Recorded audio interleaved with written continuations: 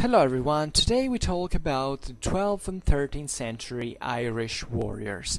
So this video is going to be essentially about Irish military equipment during this period. It is not strictly about the Irish military organization nor about Irish tactics in this period that I will definitely discuss in other videos. This is chiefly about Irish combat culture, we can say, in broader, obviously, in broader terms, also military culture. We will deal partly with the Irish military organization and tactics in part, but chiefly through the equipment.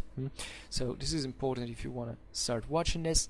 And it's a very broad topic, as you understand. A lot has been written about. We don't know this excessive much, but we have enough really to talk a lot. And today I will try to be concise, naturally, but this could fit very well into could make for a university class.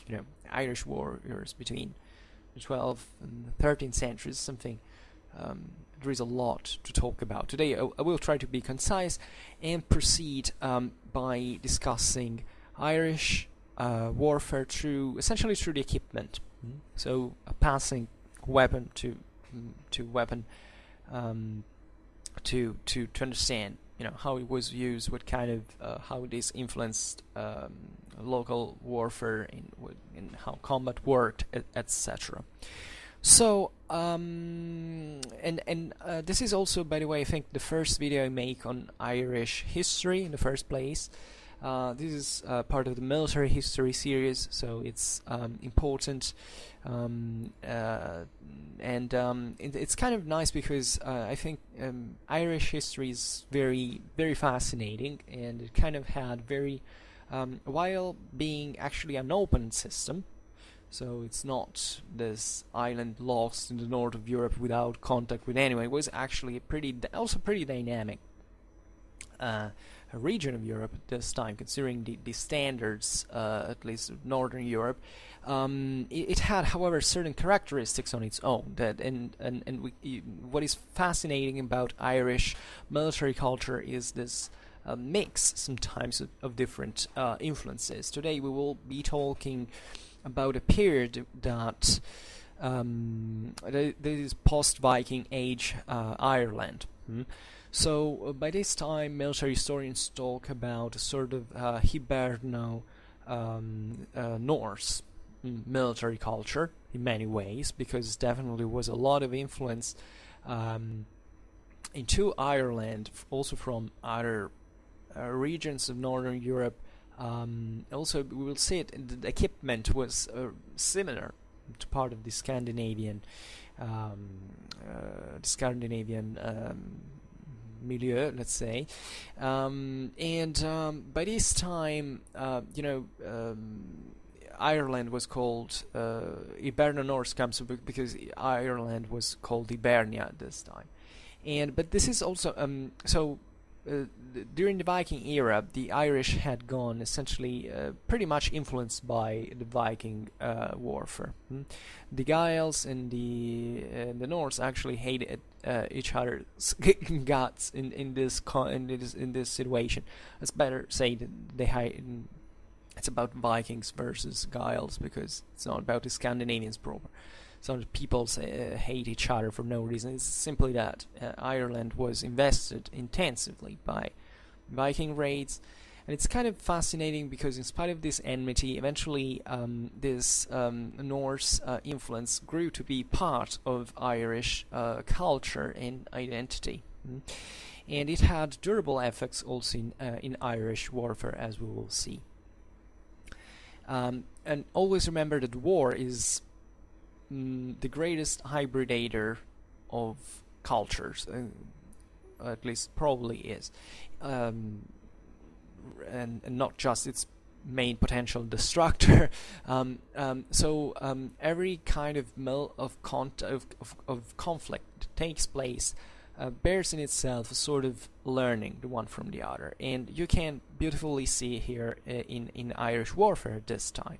And this is even more interesting. This period is even more interesting because of the eventual Anglo-Norman conquest of parts of Ireland that occurs starting from the second half of the 12th century. Naturally, Ireland and Britain had pretty consistent interaction since always, you can argue. There were certain areas that I think especially the north of Britain was pretty much influenced by Gaelic, by the Gaels, and also the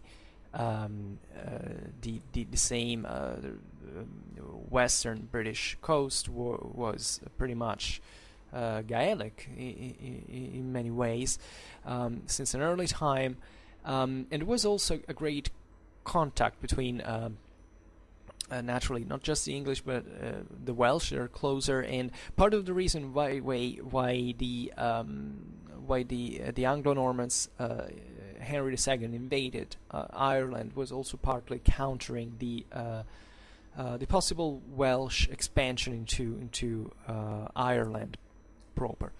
We don't have a lot of time to discuss this, but I'll start first of all with I'll start with weaponries, and first of all with the axe, which is this very prominent feature in Irish military equipment at this time.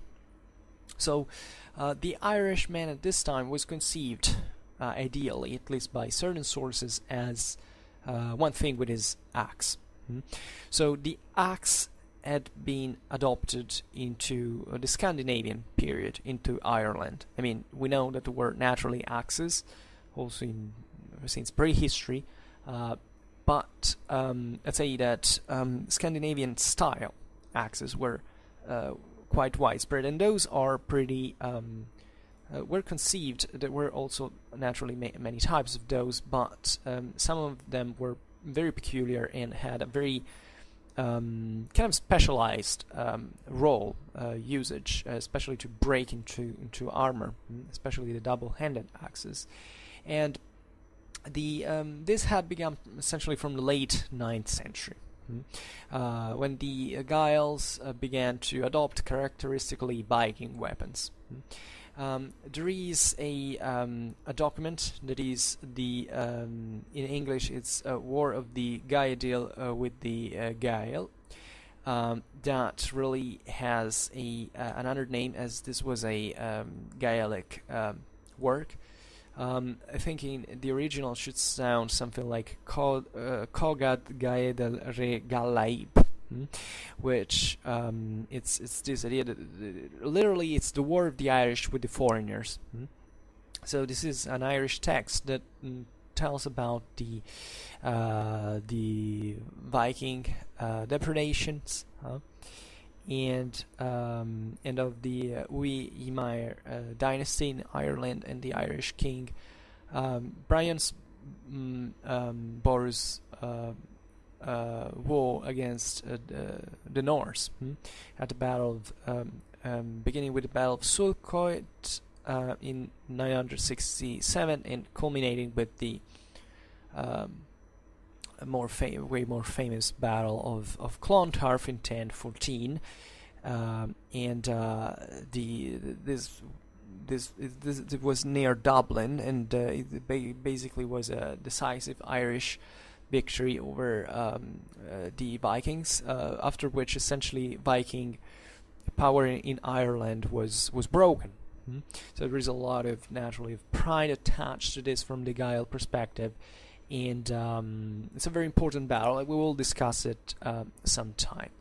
What is important about this document is about his work is that he lists at a certain point the equipment of the Irish army at the Battle of Clontarf, and actually tell us that the kings, chiefs, and leading warriors of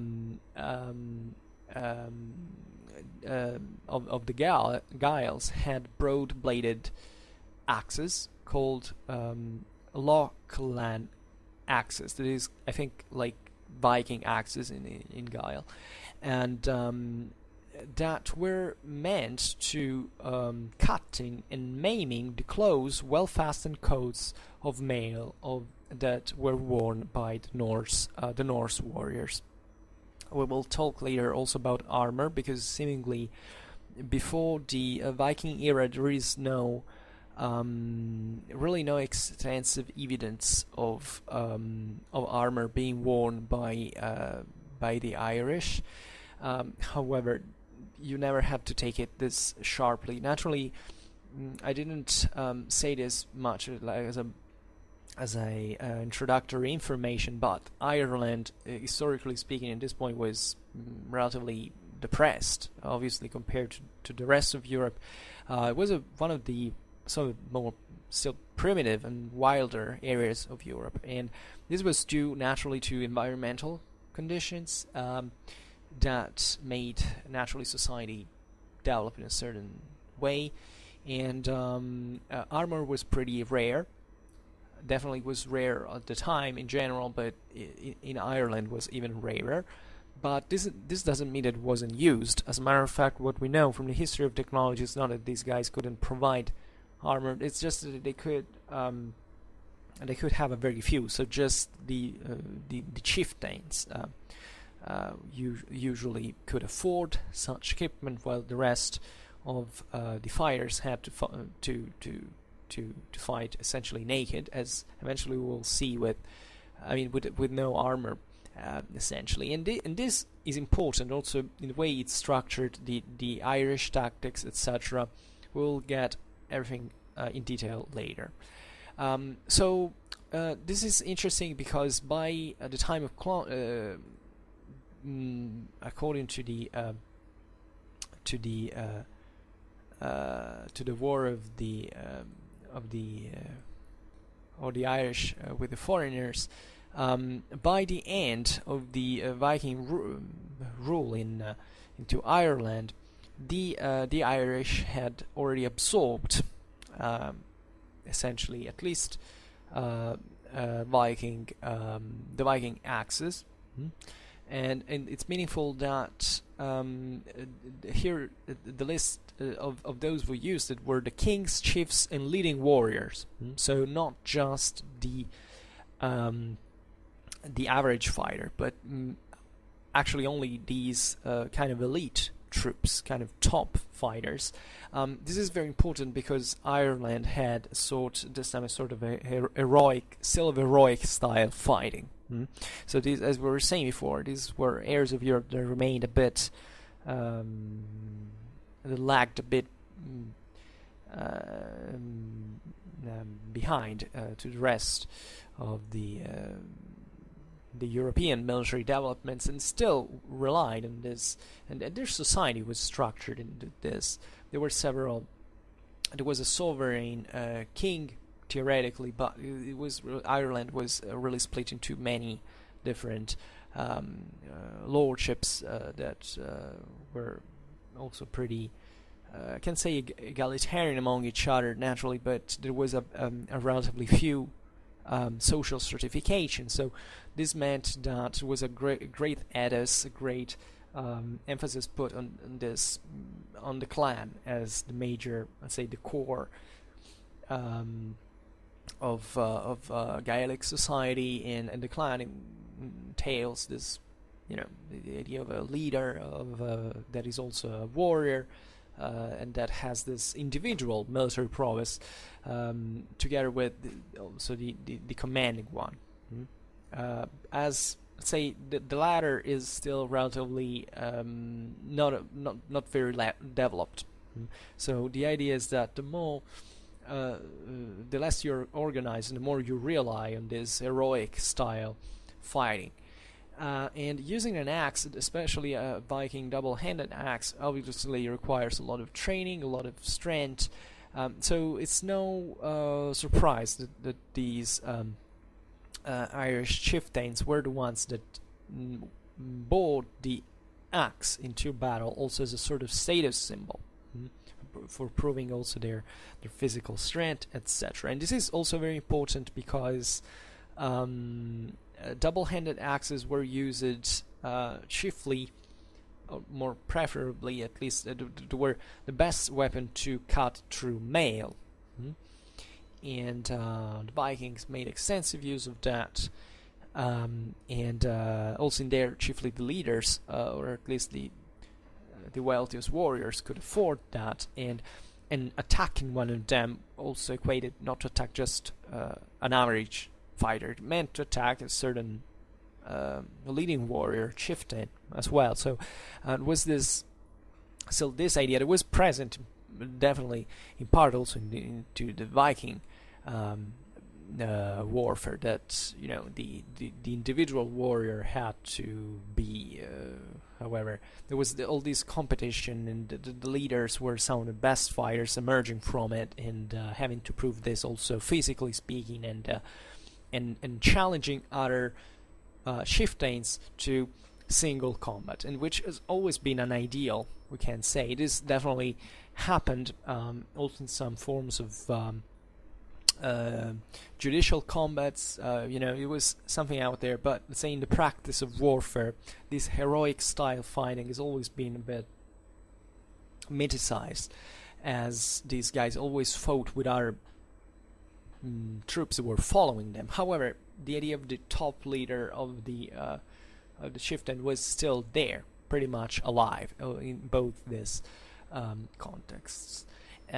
So we have a witness about from Gerald of Wales that we will discuss a bit now, but relatively to the capabilities of these double-handed axes.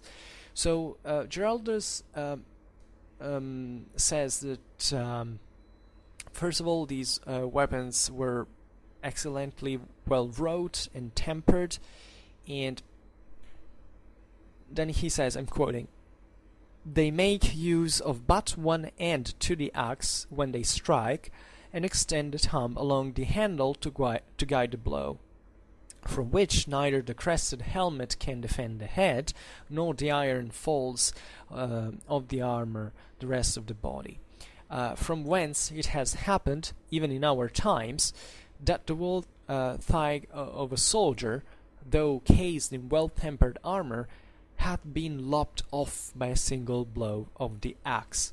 So Geraldus now is writing in the second half of the 12th century, so we're a bit later in time, but the essentials of Irish warfare, and actually also the Anglo-Norman one, haven't really changed in practice, in material culture, in effects, etc. So we can take the effect of these axes as the ones of a couple of centuries before.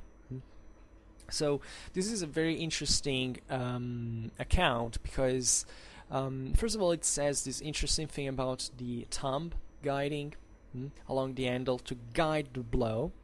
This is kind of important because you have to imagine this axis to be used with double hands, and used to parry as well, having this long shaft, so you could use also to parry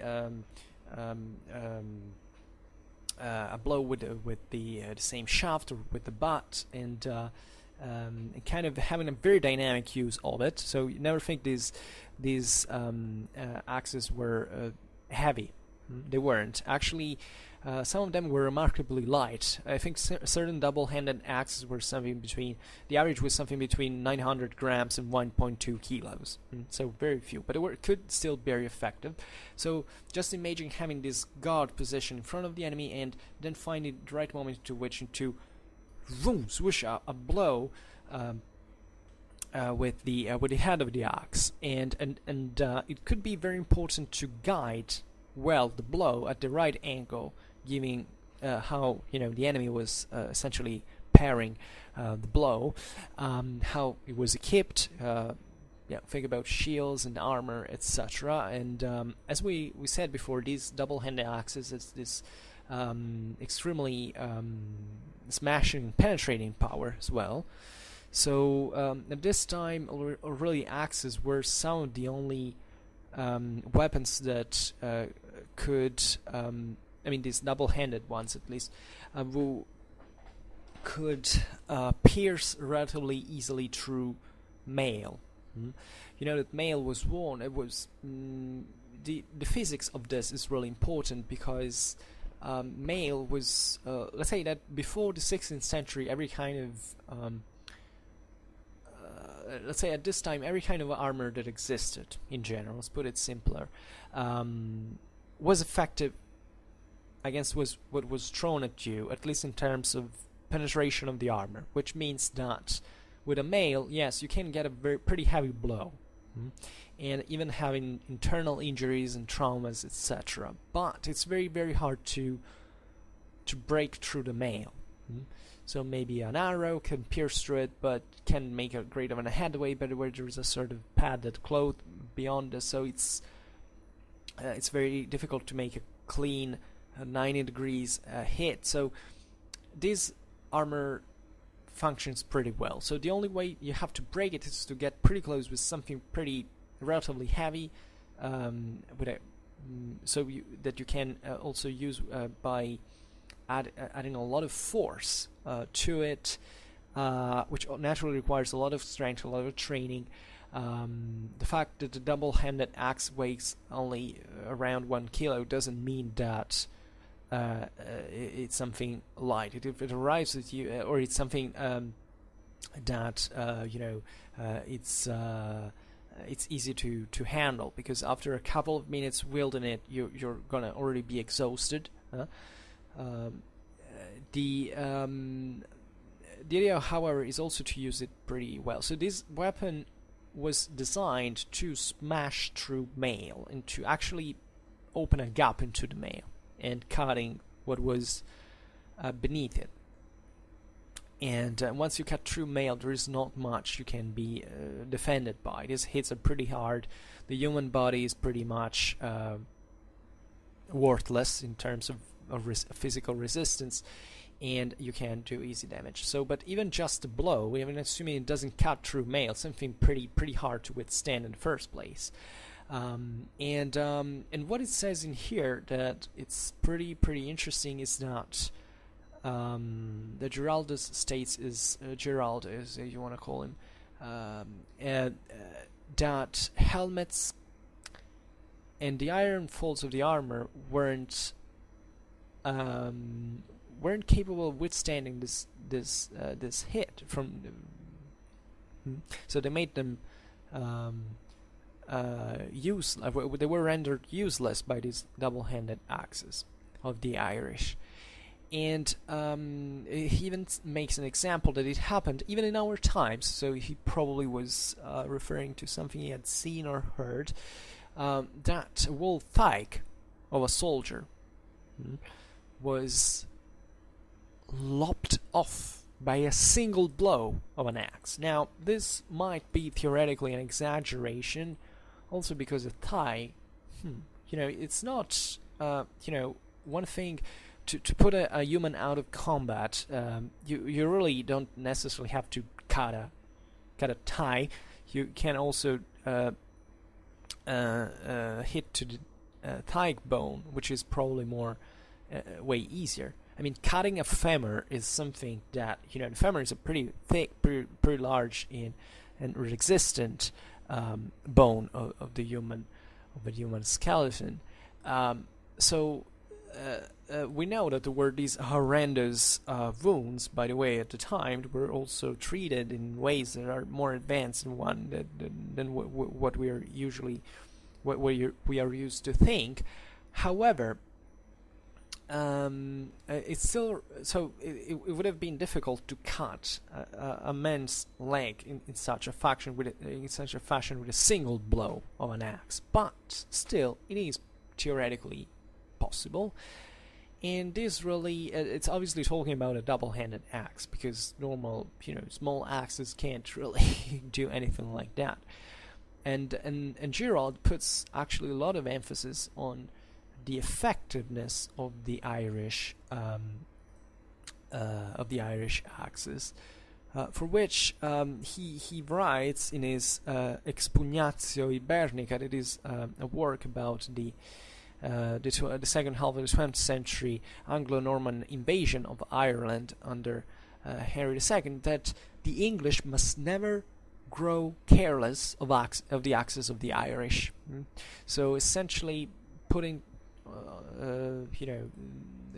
telling how these axes were something dreadful and something you had to be mindful of when fighting against these people. And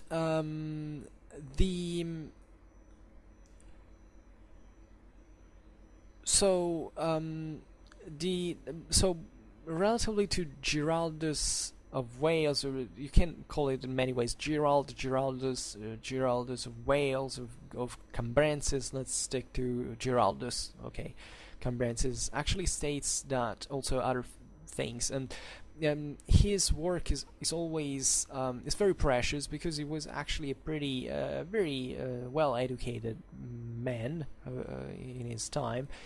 He traveled a lot. He was archdeacon of Brecon. He had this. He passed history like a historian prevalently. He studied and taught in France. He visited Rome multiple times. He even met the Pope, and he left us these works that are often pretty useful, because they describe.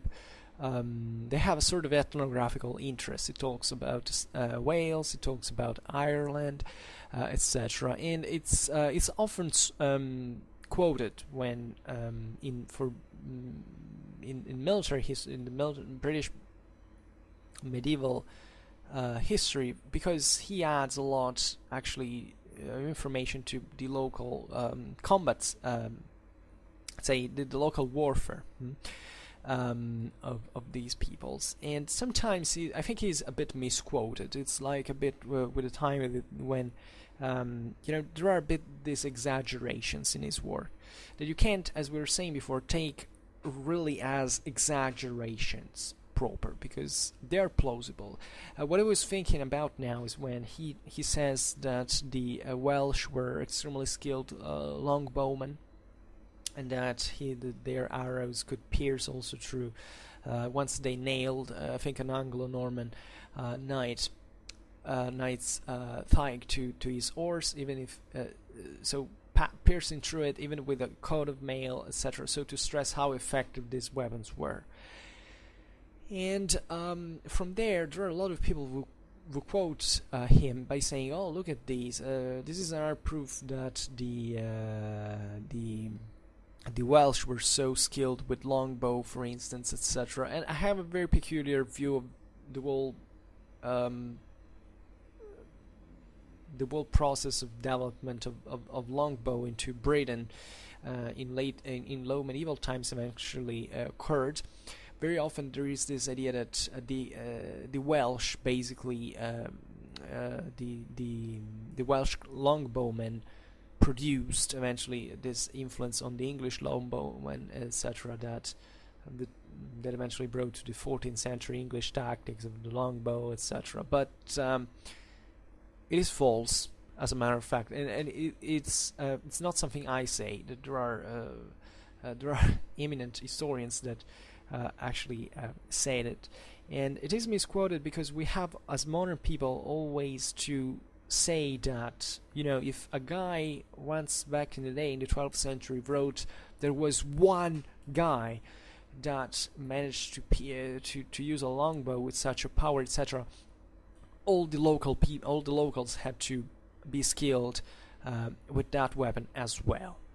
And he states the longbow for the Welsh. He states about the axe for the Irish. But sometimes this can be interpreted also as sort of there is a need to stereotype, isn't there? I mean, the idea is it's much more comforting to categorize something in order to describe it. It's easier, and however, it turns out in history that why did Giraldus Cambrensis had this huge echo? Well, because it's one actually of the very few source, if not the only source sometimes, for certain about certain things. So it's pretty much obvious that people are going to repeat what that person says and say, okay, this is historical, so it has to be true.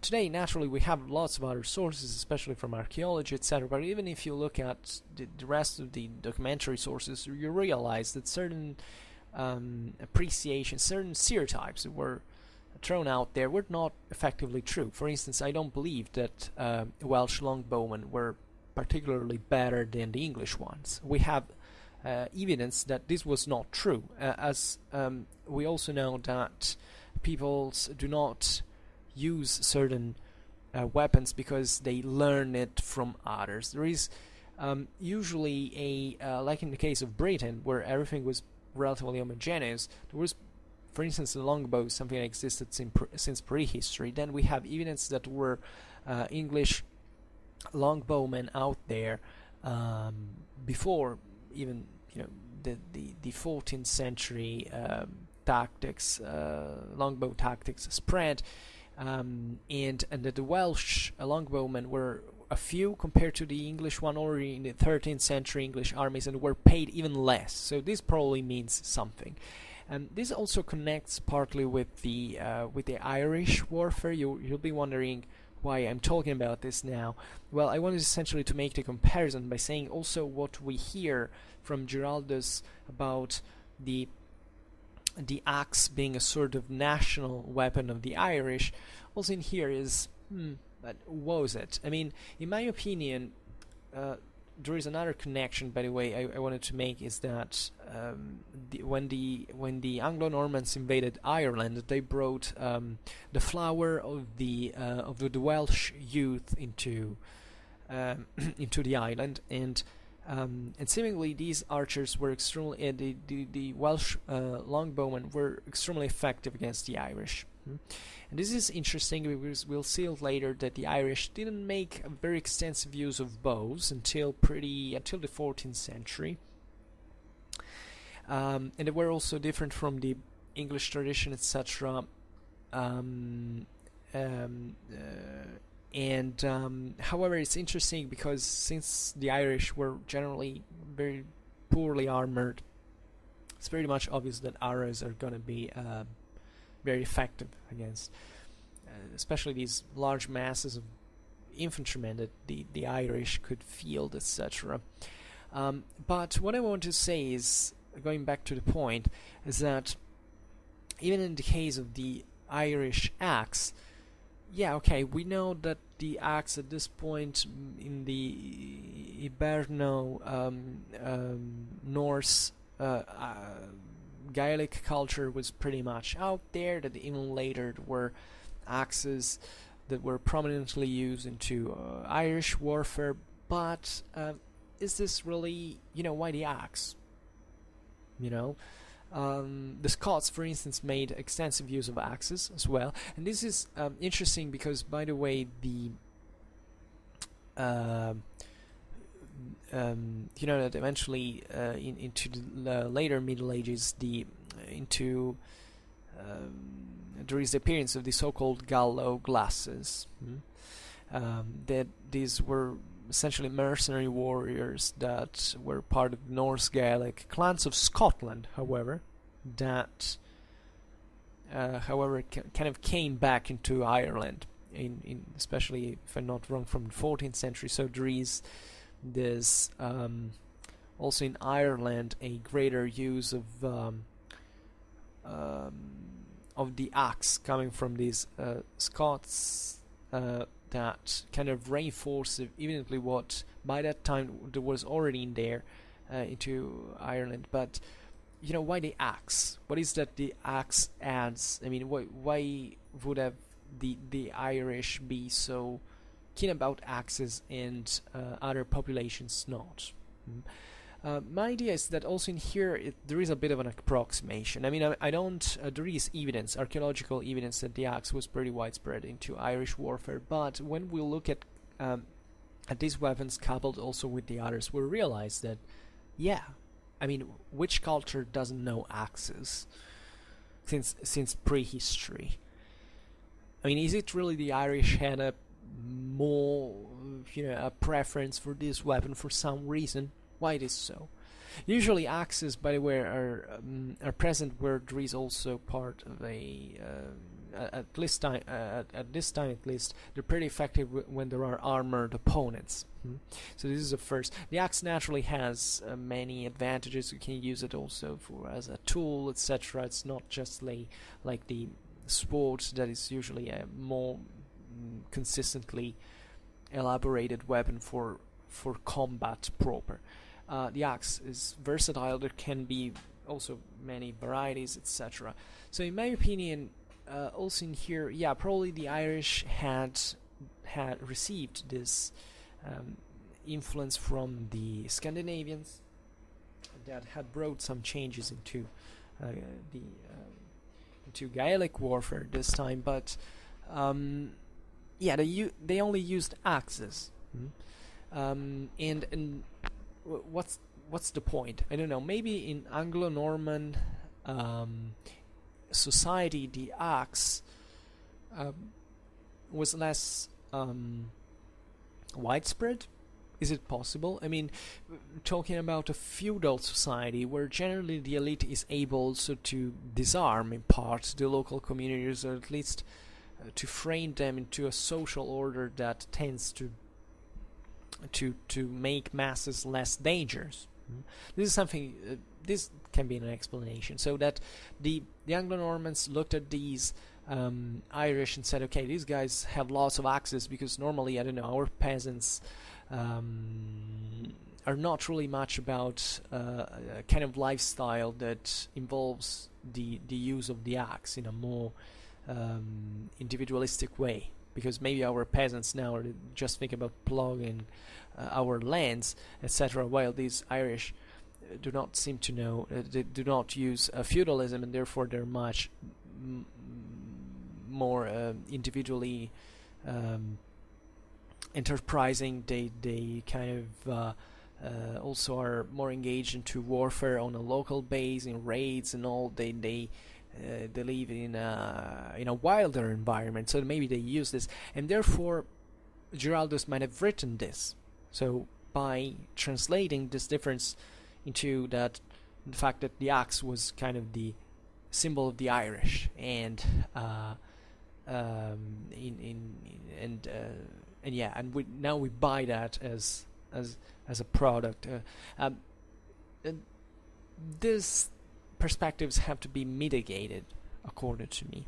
So they should be a bit more mindful of what even the subjective perspective really was. The axe was kind of a barbaric weapon, but because it was used extensively at this point also into the Western chivalry, etc. But even think about the meanings that were attached to the sword, even as a Christian symbol, even as something more strictly, the sword had all this greater symbolism. It was all about the steel of it. I mean, the axe is more like a tool in many ways. There were less even cultural meaning, deep meaning, and religious meanings attached to it. So the axe was seen as a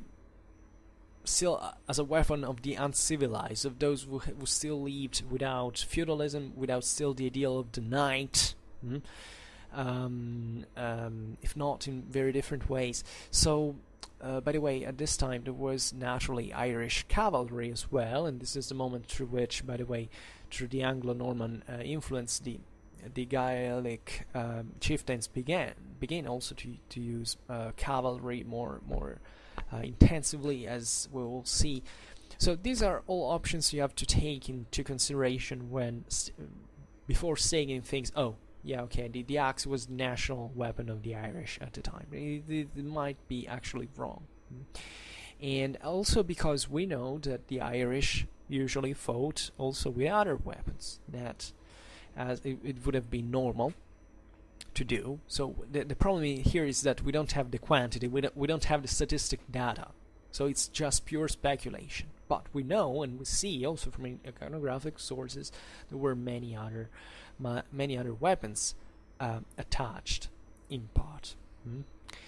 Other blunt weapons the Irish used at this time were also spiked maces. They're pretty effective also against armor, as we were saying. So if, say, you were an Irish warrior, you wanted to knock down an English cavalryman, you could really use against his armor these things. There are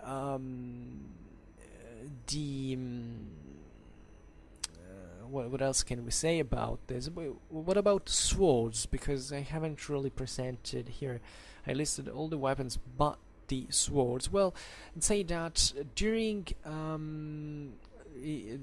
the traditional, I mean, in Ireland, traditionally there had been from the early Middle Ages two types of swords.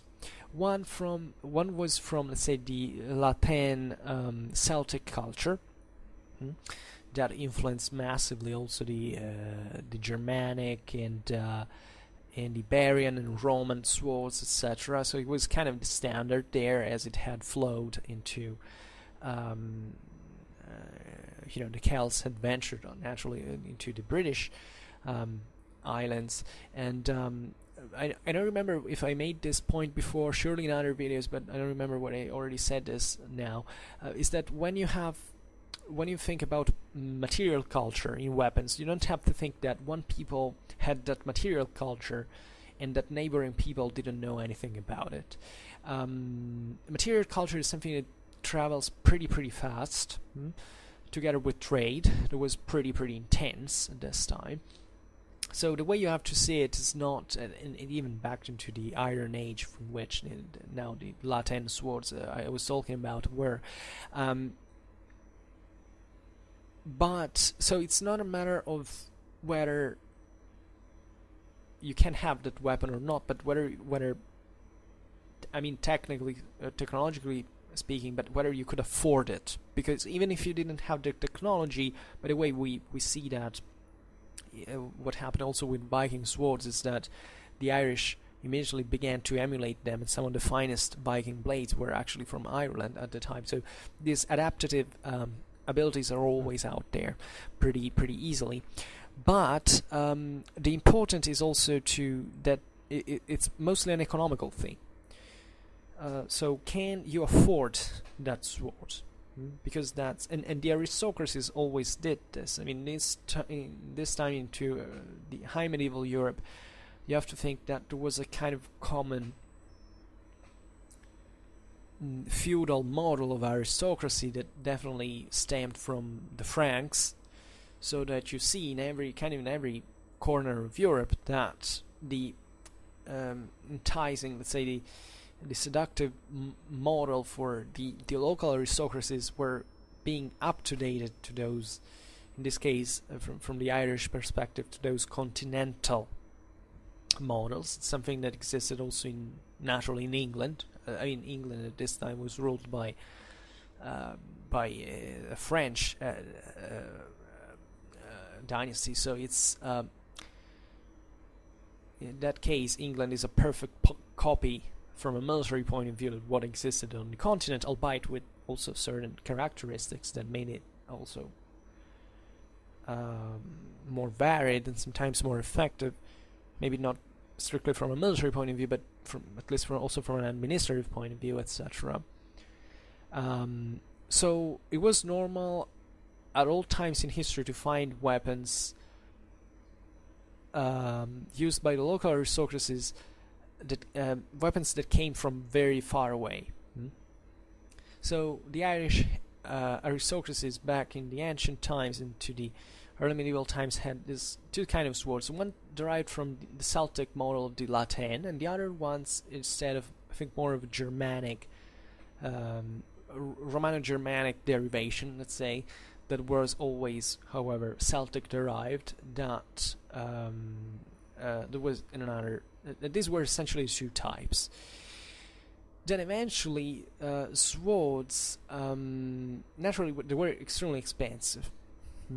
at the time. So locally speaking, there were a few people who could afford them. It was not a problem, once again, I repeat it, to produce them at that point, because the knowledge was there as well, had traveled as well. But it was really about producing them, finding the resources. So part of the reason why actually the axe was introduced, had great success into Ireland, is that the Viking Age saw the introduction of even finer and more expensive swords, for which the Irish, not just the Irish swords themselves were replaced by the axes because they were cheaper, but however also partly more effective, especially also against the enemy armor. So there are these kind of changes that we can't fully track because they're kind of lost in the mists of history, but that kind of makes sense from a mechanical point of view. So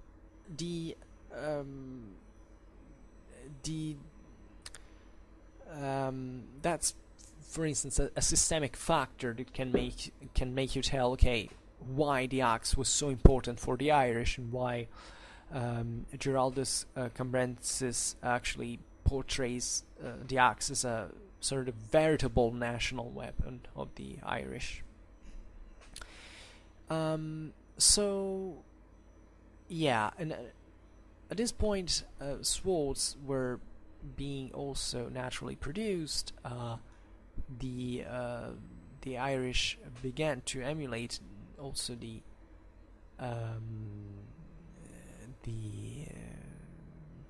to produce Viking swords of very fine quality, by the way, and eventually the developments of swords kind of follow, even the meeting with the Anglo-Normans, etc. So it's nothing extremely characteristics of a Gaelic production this time. It was pretty a broader system into which the Gaelic equipment fitted and was influenced by influences that were coming from several places, and that also the surrounding peoples were invested by. So yeah, maybe we can stop talking about the axes proper, and pass to other kind of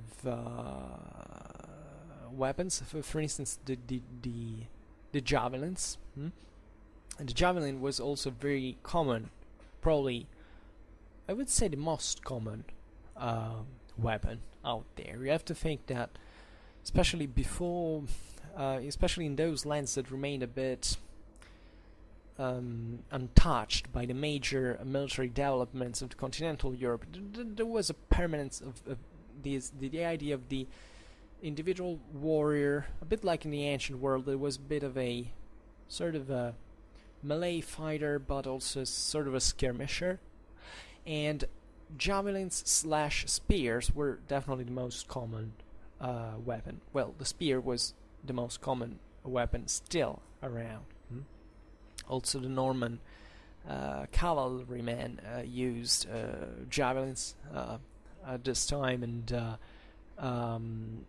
together with the spear and the lance, let's say properly. But the javelin / spear was a traditional. This was a truly traditional, in this sense, Irish weapon. The prototype. Think about the kerns. So these lightly armed and nimble footmen that were armed with the regular was to have 2 or 3 javelins, a small shield and a dagger usually. So these were pretty much the standard you could find at the time as the average warrior in Ireland at this point, and this remains the average for a very long time. As a matter of fact, it's and that's why it tells you how Ireland, even though absorbing influences from the outside, can remain a bit on its own, a bit, or at least coping with the even the most advanced technological developments of her enemies with kind of a traditional warfare that was pretty effective, especially for that environment. I mean, if you think the especially in the second campaign in Ireland of Richard II of England, you realize that the cairns of Mac, Morcada, and Broin displayed how very effective this kind of warfare could work, especially in mountainous and forested areas. So even harassing, there was a lot of guerrilla warfare involved. Even when the Anglo-Normans set foot into Ireland and claimed sovereignty over the island, then it took centuries and centuries before the English could control it fully, well after the Middle Ages, naturally. There was a bit the idea that the Anglo-Norman, the English, let's say, were kind of the sedentary guys with permanent structures, with castles, with this feudal system, with the knight, with kind of the more structured system, in the Irish being this kind of guerrilla forces that could be mobilized and put into, and essentially harassing the English domains, and creating this actually strong form of war that is guerrilla. And they were masters at that. Also, not just because they were equipped in that way, but also because they knew the territory and etc. And there is also in here naturally a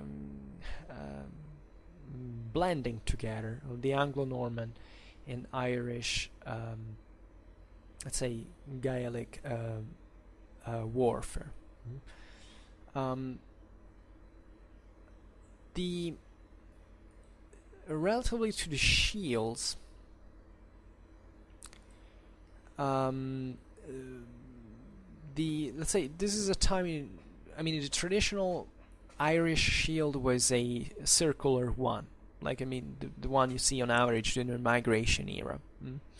Maybe a bit smaller, but I'm not sure about this. The idea is that the lighter the soldier is also the smaller the shield can be, because the idea is that if you a broader shield is something you need,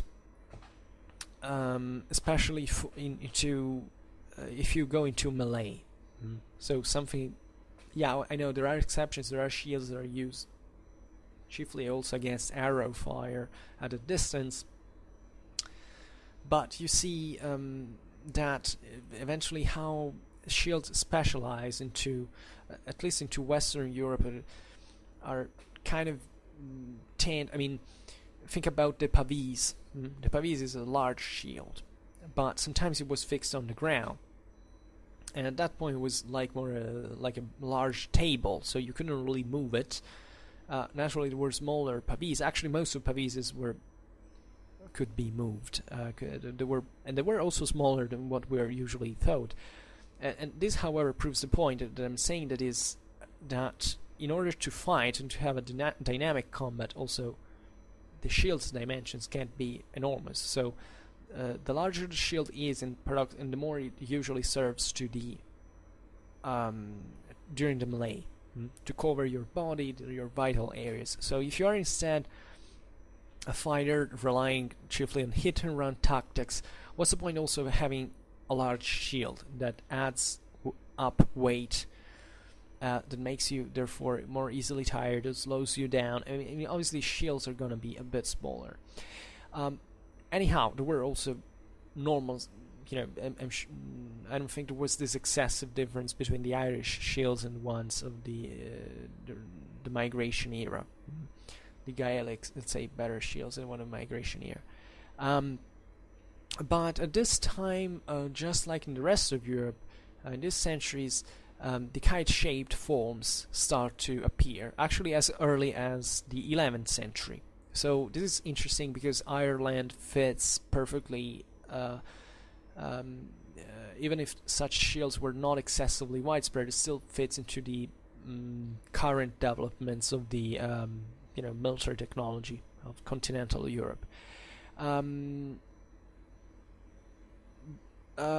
So we don't really know how this happened, but it seems that it's substantially happened in the same times it was happening on the continent. At least we have no reason to show us otherwise, to prove us otherwise. And so shields, how they were built, they were made up of wooden boards and covered with leather or other material. They had a central iron boss protecting the hand grip and the shield, fencing off the bullets from there, and also being used aggressively in some fashion. And there was some reinforcement around the edge, because naturally, you think about the axes we were talking about before.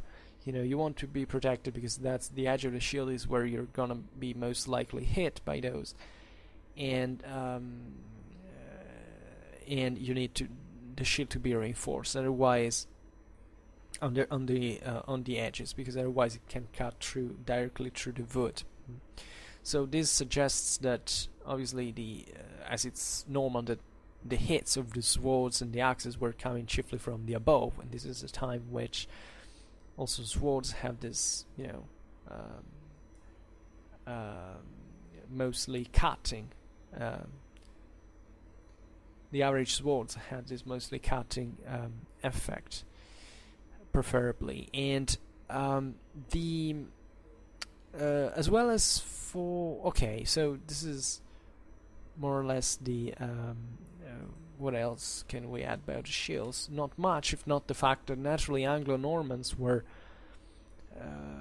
when they arrived into Ireland, they surely reinforced partly the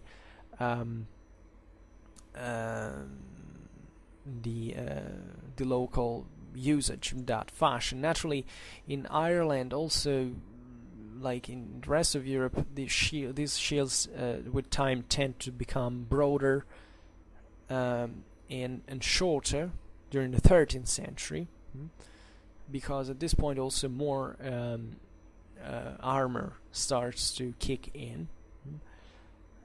So it's not also in here there was a sort of traditional warfare, and then certain, especially the nobility, kind of fitting more into the Anglo-Norman models of some sort, despite remaining quite strongly characterized in their Gaelic Irish fashion. And you have to think also about, there were battles into which the Irish defeated the Anglo-Normans and pillaging their camps and taking their armor, stripping the dead bodies of this armor, etc. So we don't really pass into armor, which is now probably something more interesting now.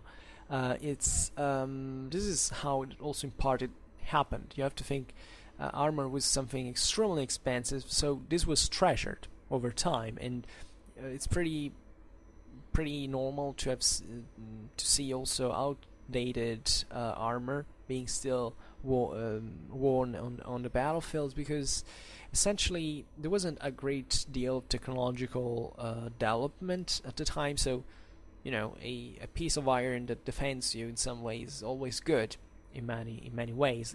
The Celtic fringe, in this sense, like other areas of Europe, seems to have lagged naturally behind to the most up-to-date technological developments, and kind of having a tendency to treasure more the older weapons and armor than what in other places could happen.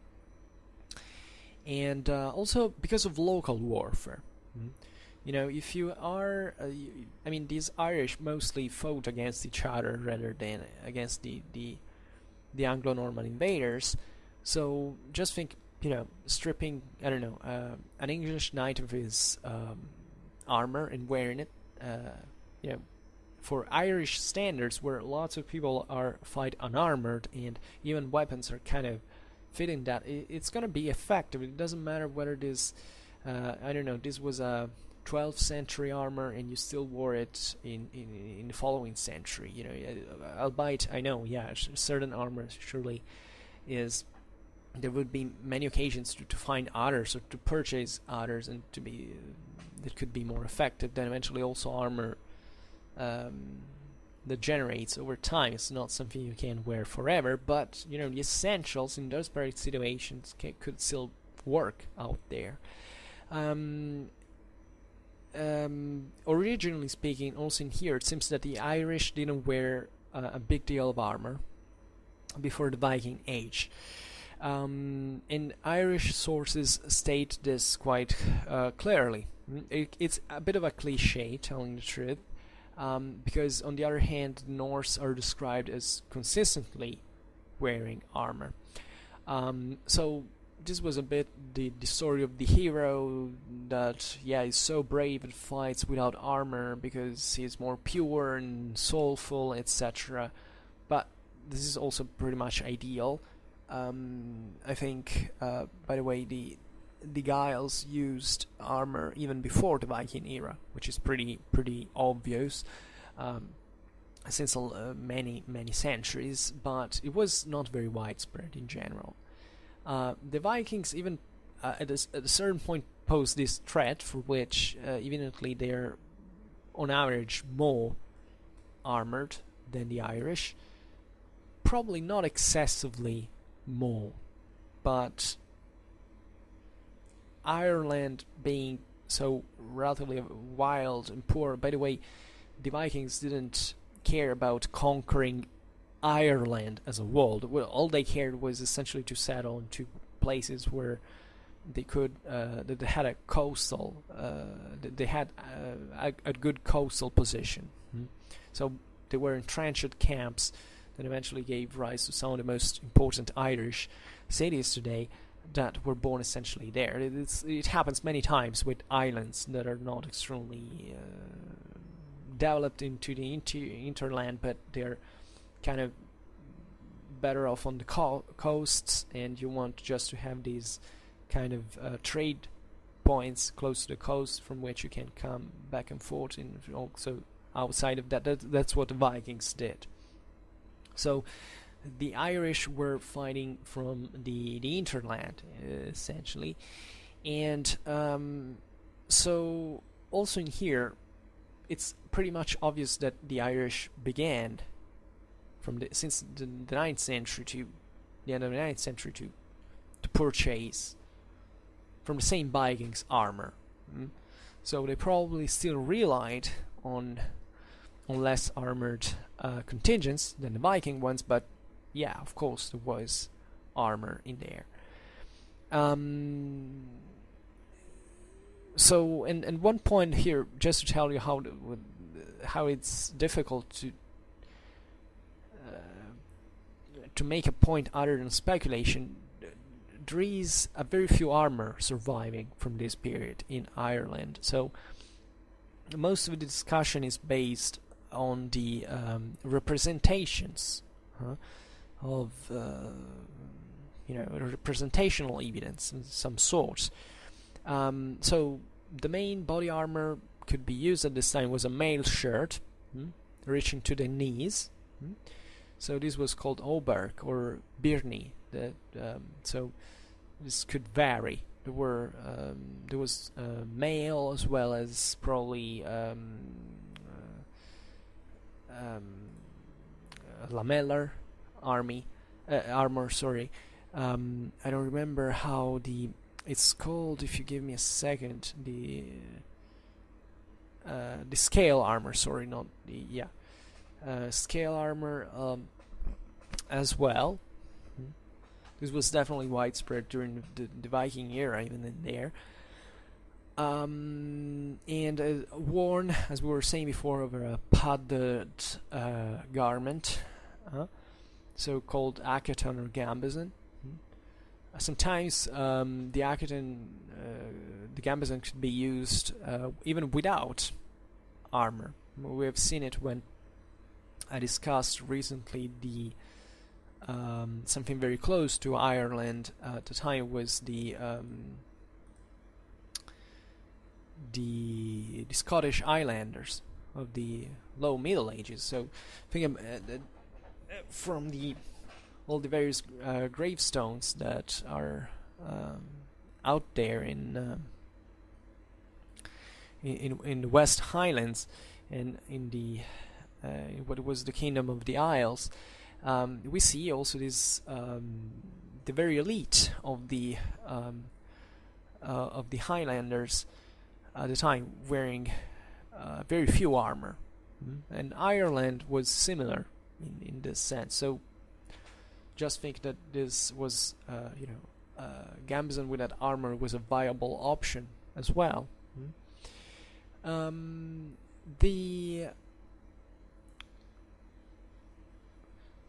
So for the rest, also in here we see that the armor evolution kind of goes together with the rest of the continental types of armor.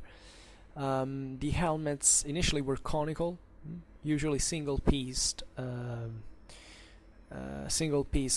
construction, or maybe formed by triangular plates, eventually riveted to a framework of iron bands, a bit it was with the Spangenhelm during the migration era.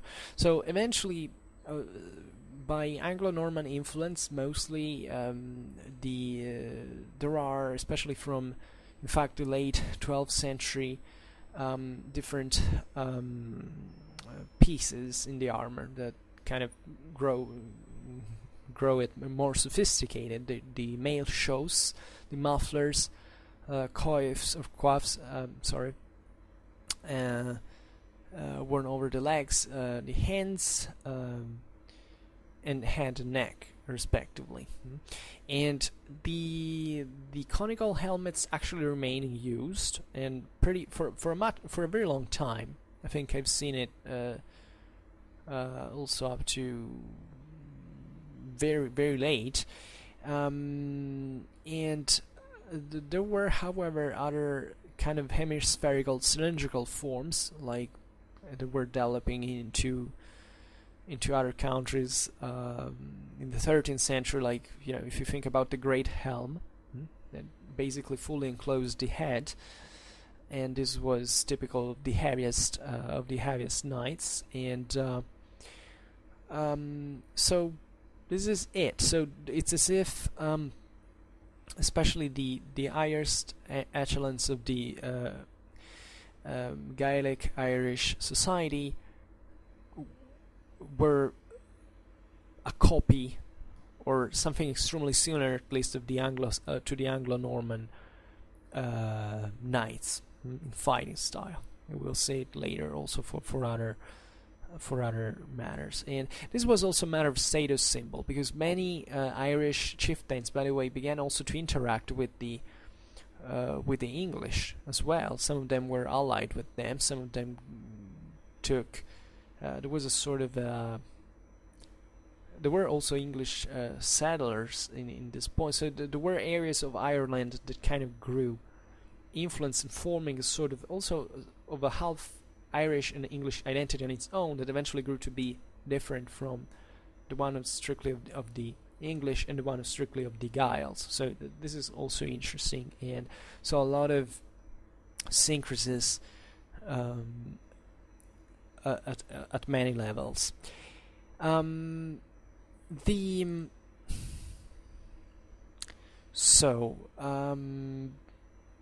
Another kind of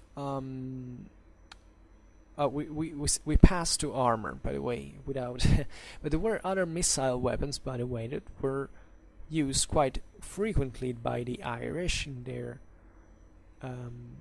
materially poor world were stones. Some of them were literally thrown with hands, others were instead thrown by slings. And also in here, Giraldus Cambrensis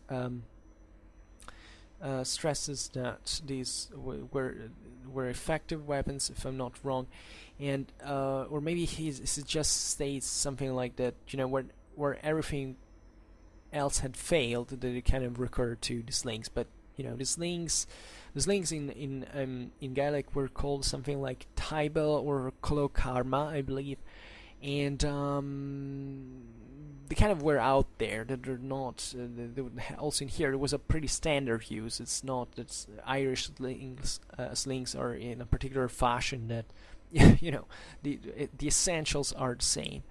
Also, this statement that the flinging stones were used when all else had failed. What does it mean? Can't you use it in another situation? Also in here, Giraldus might have this might be an allusion to, I don't know, the fact that maybe the core of the Irish forces fought as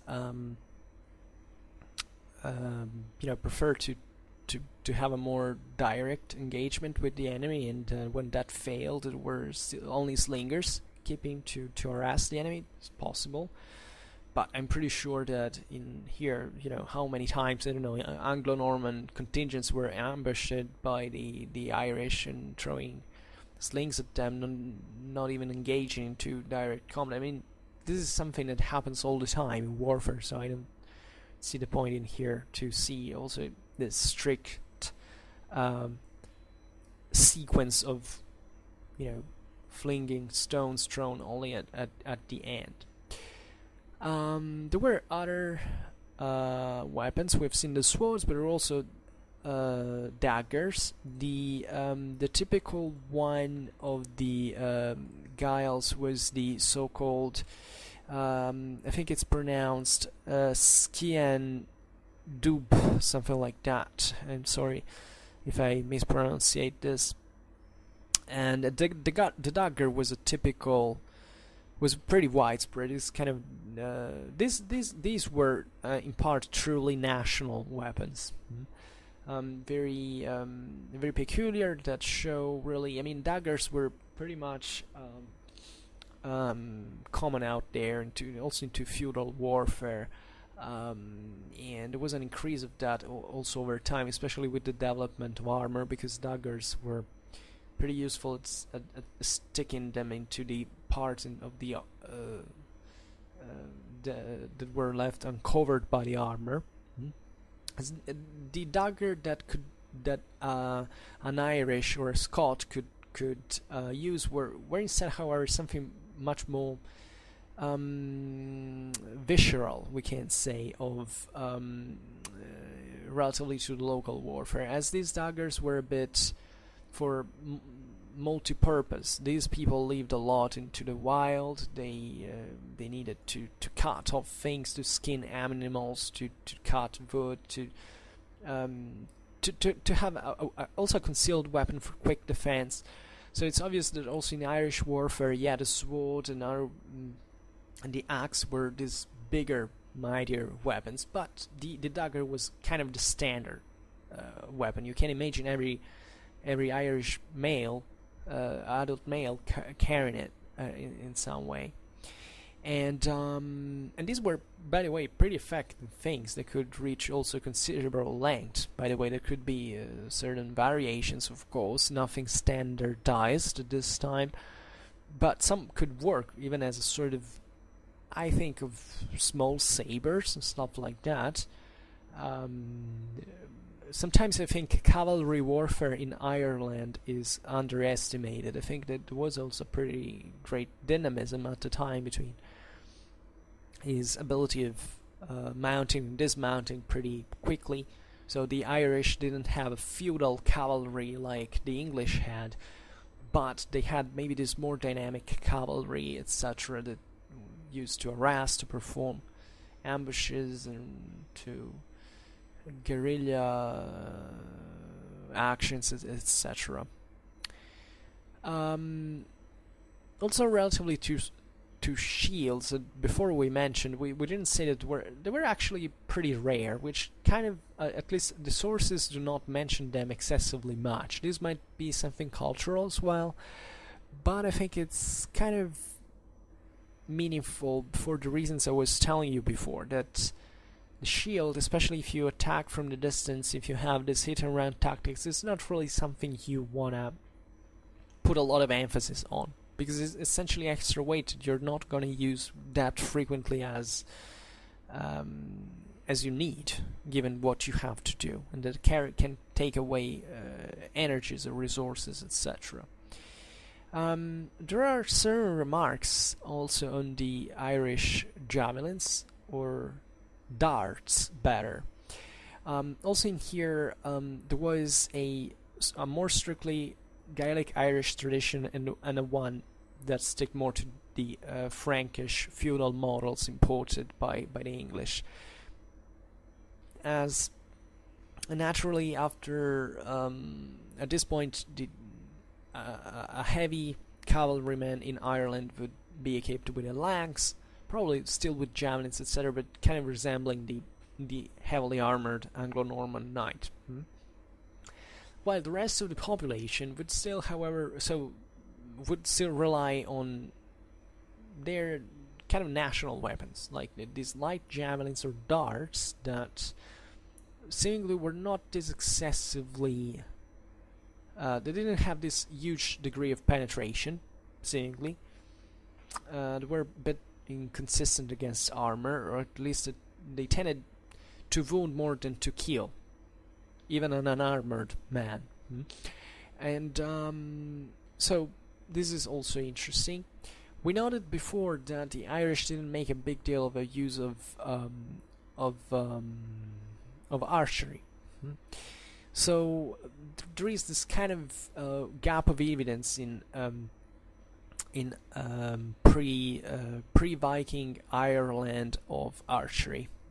Also in here, surely bows and arrows were used since prehistory into Ireland. It's just that for some reason they weren't very widespread. Also in here, actually the Vikings seem to have brought into the 9th century something, to have added something more. The Vikings made pretty good use of arrows and bows, and seemingly this was exported into Ireland at the same time. So before the 13th century, we have however, we're still having a very little evidence of Gaelic Irish use of archery. What is interesting is that the archaeological evidence is largely confined to the Hiberno-Norse towns, so where the Vikings had been. So at this point, when the Anglo-Normans arrived into Ireland, there was already some local tradition of archery that was probably not enormously different from the one of other areas of Britain.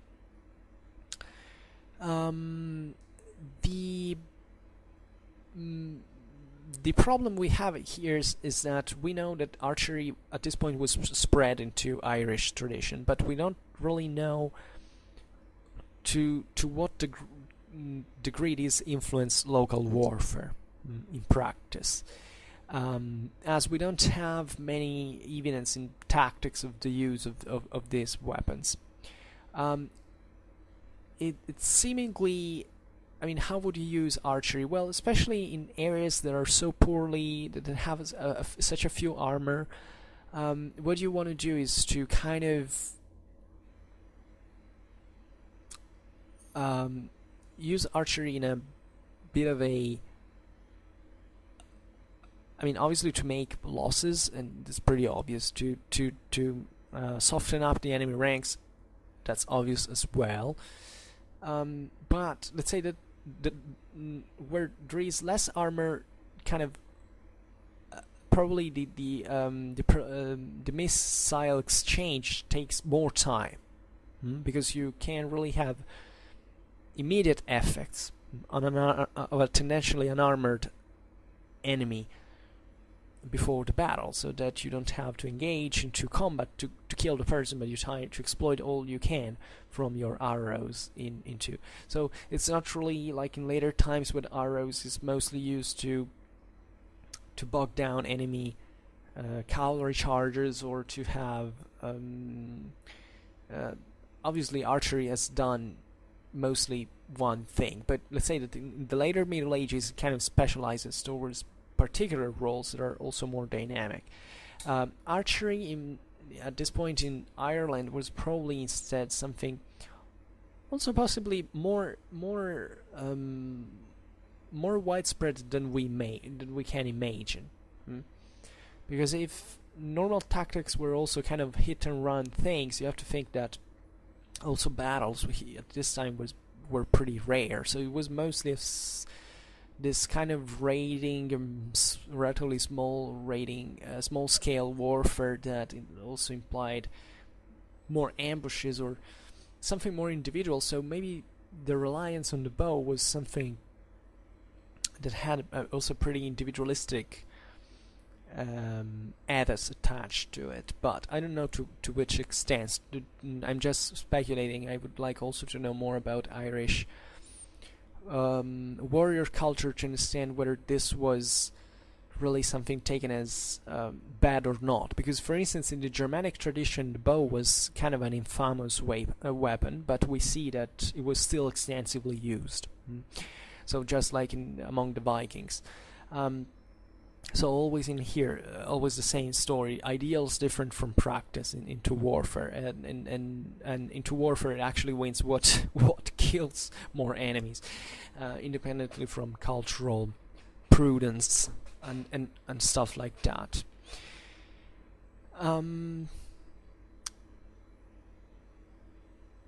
So in fact, it appears in here that intensive, a tactical exploitation of arrows, of bows, did not really exist. It was something probably very scattered.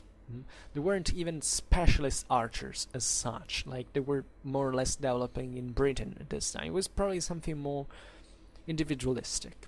Then this is at least the idea that I have about it. We start having enough evidence about clear evidence of use of archer by the Gaelic Irish, chiefly at the time during the 13th century, against the Anglo-Norman forces that start to bring light also in history in this sense, because obviously the local Gaelic Irish sources production was inferior to the one of the English at this point, so also the English began to scope in the area and to tell us more about how it was like, to leave more evidence of this, like the Expugnatio Ibernica from Giraldus Cambrensis that deals exactly with this. We know that after the English invasion, Ireland saw a greater spread of armor. And as we were saying before, the chronicles of the Anglo-Norman invasion of Ireland that occurred between 1169 and 1170 tell us that the Normans basically made use of Welsh archers there, even though all my criticism about the fact that Welsh archers, I'm sure they were good archers, but they, however, didn't trigger, as it's so widespreadly thought in popular culture, the rise of the longbow tactics into England. There is not this cause and effect relation, historically speaking. But however, it seems that the Irish suffered pretty much again from the Welsh arrows at this point, and this kind of started to change something that is normal. This kind of mechanism is plausible. So more armor and more archers as well to counter the enemy archers. And however, we have no evidence. By the way, also in in later times we still don't have an excessive amount of knowledge of how, you know, Gaelic Irish warfare was really about. For instance, we don't know much about the same Irish bows. At the end of the 14th century, so pretty late in time, Juan de Perhelos, who was a Catalan knight who had visited Ireland in 1397, states that the Irish bow was half in length than the one of England. However, it's still shot as far as the English one. So this is called kind of interesting. There is evidence of certain bows that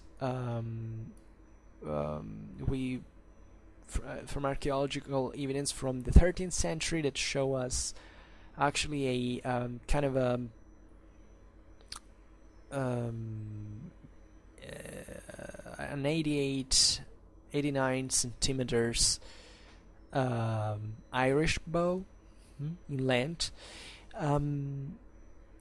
This was found, by the way, in the 19th century castle Desmond, and so if you want to check that out. And yeah, objectively, even the archaeological finds tell us that these Irish bows were relatively short, and we still keep they were still in use as late as the 17th century, so that we can have also a better idea of at least what at the time were like. Naturally, also in here, always remember that bows are not something standard in size.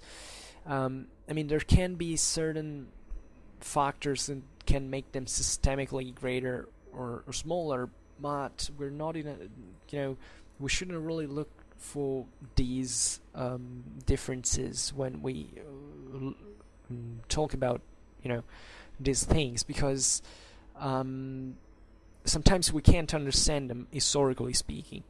So most of we have is just the evidence of a single bow, but then we don't know much else about the rest, and it's pretty much obvious that bows, like any other weapon, were built on the base of the physical strength or the dimension of the guy who used it. So that's the same with the longbow. The longbow is not a type of bow; it's simply a long bow point, and for the rest, it's absolutely identical to any other bow, at least in the fashion that it was made in the West. It was only one. So all these categorization is not really, doesn't really help to look at the whole picture and to stay flexible, which is, by the way, what mostly matters relatively to these topics. Sometimes we just have to accept that certain things are not known. So relatively to the Irish clothing, so Giraldus Cambrensis tells us a bit of this as well, and the evidence is that basically civilian clothes really didn't change much. They didn't differ significantly from the civilian ones. I mean, yeah, you understand what I mean. Even the nobility didn't seem to have had this distinction. This is why probably Giraldus Cambrensis says that the Irish went into battle naked and unarmed.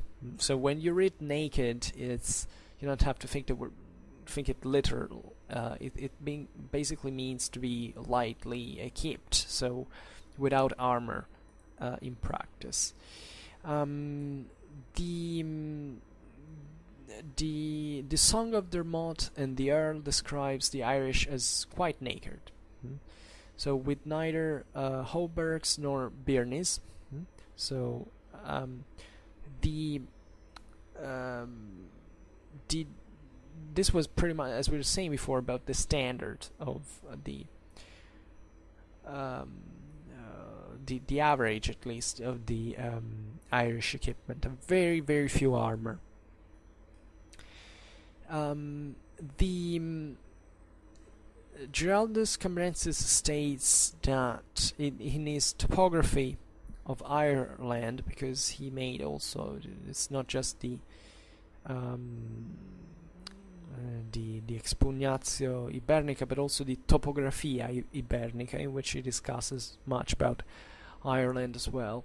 He talks about soft shoes, linen tunics, very close-fitting trousers. Sometimes the Irish went to fight barefooted as well. This is also something difficult to understand a bit to us, but actually the human body is meant to go like that. The human body, for us, walking without shoes would be a torture, especially in a difficult terrain, etc. But after a few weeks you have callosities that have formed, and you can go easily with that. So you have to think of these Irish warrior to be pretty tough people, to be exposed to tough climatic, tough environmental, most than else, conditions. And that was the normality back in the day, we can say. There were naturally areas of Europe that were more kind of civilized, that lived better, etc. Definitely Ireland wasn't some of the most developed areas of Europe, but that's how people lived, and it probably wasn't even wasn't conceived as a problem even at the time. Excuse me, I drink a little. Humans adapt to conditions. So Giraldus describes these the Irish trousers as breeches that are at the same time hosen, or hosen which are at the same time breeches. Yeah, there were also other peoples that wore such trousers as well. To defend yourself from the cold, you just have worn, as an Irish warrior, sort of the Phalang cloak. Was a sort of long and semicircular cloak with a kind of shaggy collar. It was typical of Irish mantles at the time, and there was also other Irishmen wearing a close-fitting hood, the so-called cockula, that was hung something like 45-55 centimeters back into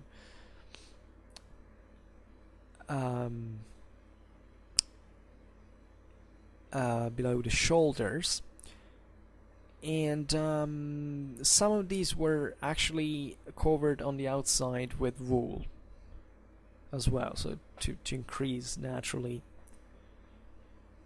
to disperse less energy, heat. And so I don't know how you're interested in this kind of equipment. Let's say that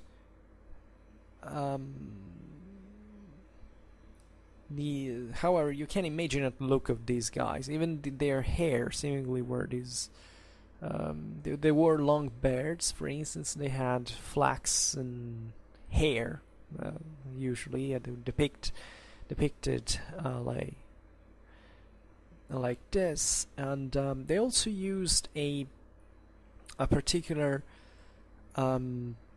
horse road that was called ekflesk. Ekflesk, sorry, I believe it is, that it was used basically in place of spurs. So also in here, a very different world from the chivalric one of the feudal Europe. So really an environment that had remained relatively untouched by certain developments, and that used to rely on much more simpler and um, traditions, etc. So, what else can we say about this? There was a few wool involved, actually, in Irish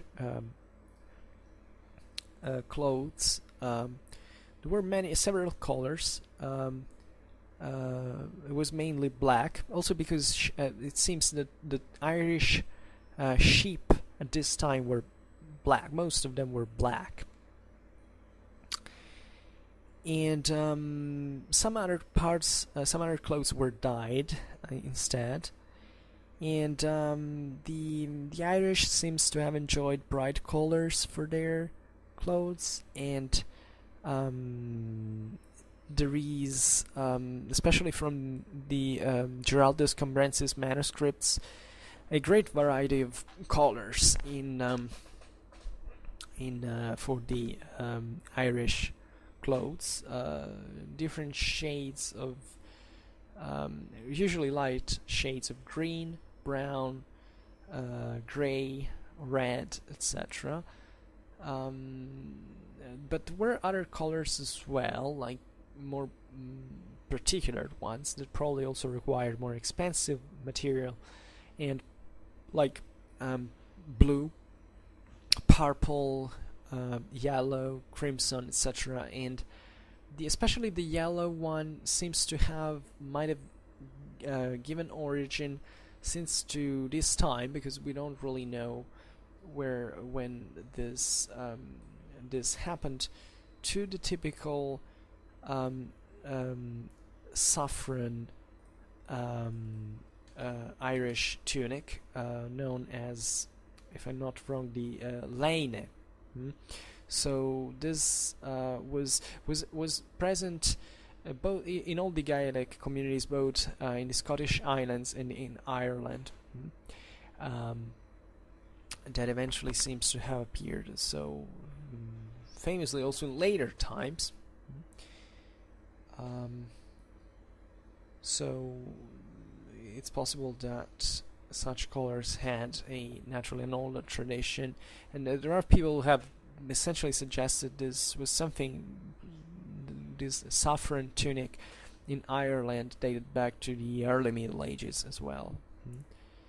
And it's possible. Sometimes there were certain colors that, for some cultural reason, they became a symbol of think about all the various clans as well. But there was also something clanic, something that belonged to Ireland as a whole, as a tradition, etc. And what else can we say? Well, not excessively much. We can add maybe something relatively to the armor, because sometimes this thing maybe we haven't stressed it much. There were other, even without metal armor, you can have enough good protection with certain other type of material. I mean, up to the second half of the 13th century, it seems that the Irish made a very, very poor use of armor.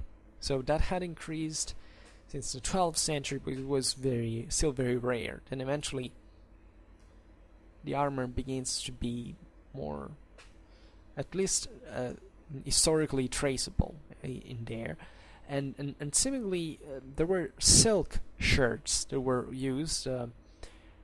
Silk is very resistant; it can provide very good protection. And there was lots also of equipment that was stripped from the enemies at during certain victories, like the battle that of Atankip, sorry, in 1270. We have even actual numbers of the of hundreds of mail shares were taken. So this was naturally a very precious resource. The what else can we say? It's however only at this at the thresholds of the 14th century that we finally get some clear information on how especially the Irish, especially the chieftains had finally adopted armor in Ireland. And there is a poem dedicated to Head O'Connor, King of Connacht, that ruled from 1293 to 1309, that states, that describes essentially the chieftain's equipment, which comprised a helmet, an acton, a mail corselet, mail hood, reaching to his chest. Another very interesting details were the golden spurs. It was armed with a sword, a spear, a white shield. There are all the various also Gaelic names that were called, like the acton was called cotton, from the Arab.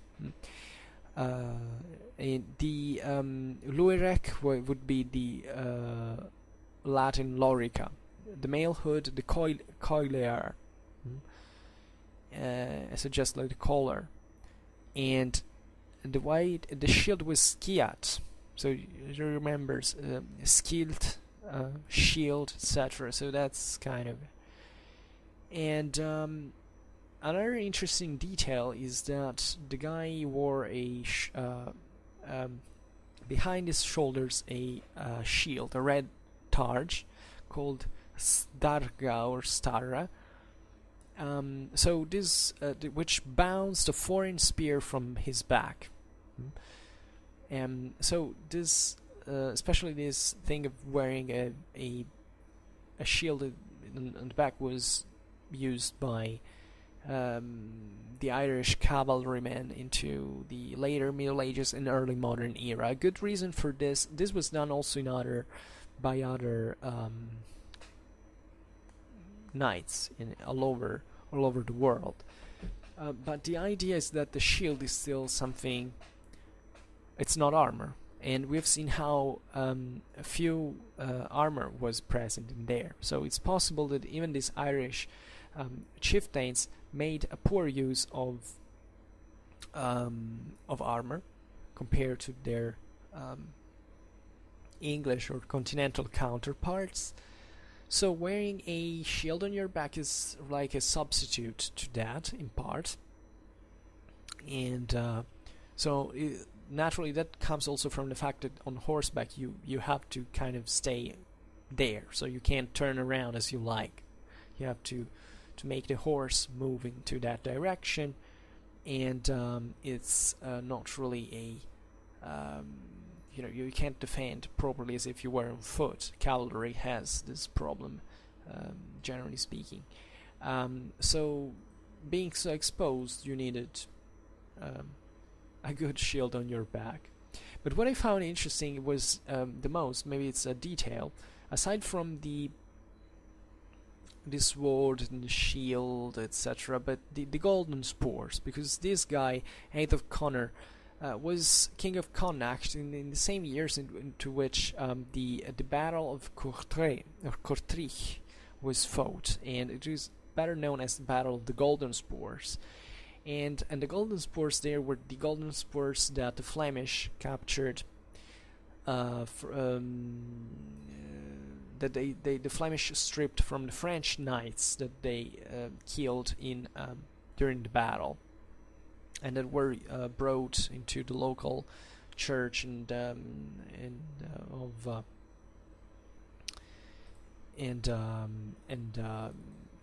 let's say this was pretty common. I mean, to stripe the enemy of something like a flag or a particular symbol, and saying, "Look, we have made it." And this was usually brought to the local church, because it was a sort of a naturally battles were won by God and during the Middle Ages, ideally. So the Battle of Courtrai in that case was this was both in Teresa was fought between the naturally the Kingdom of France and say the County of Flanders. It was actually the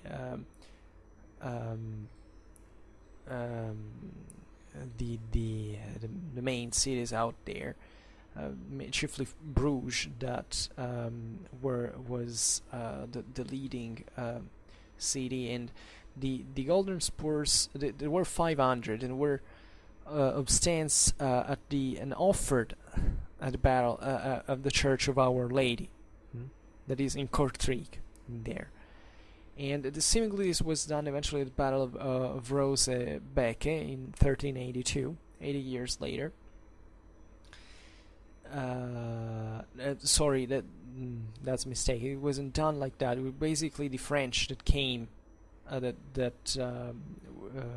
took the Spurs back, because they had remained there. So the Battle of Rosebecke was something very, very different. It was actually a French victory over the Flemish towns led by Ghent that time, and this was this major kind of revenge that the French took out of the Flemish, because that had been an infamous thing to do. And it's kind of nice to see that the Golden Spur was usually worn by it was a great status symbol. It was actually the saying, I'm the best cavalryman there. Look at me. I even have actually golden armor was pretty. I mean, at least part of it was pretty common into the Middle Ages. But the golden spurs were often the ones that were made out of gold, because they were small enough. Not obviously armors of gold did not exist, but they were usually golden, but the spur could actually be of gold, I think. And the idea is, look at me, I'm wearing this golden stuff I even bring into battle. So into a place like Ireland that was relatively depressed, as we've seen, boasting a golden spur, like the flower of the French nobility, was the wealthiest, most powerful in Europe, was saying, wow, that guy's pretty powerful. They really minded about such things. So it's interesting because it shows how even the Irish nobility was so receptive also of these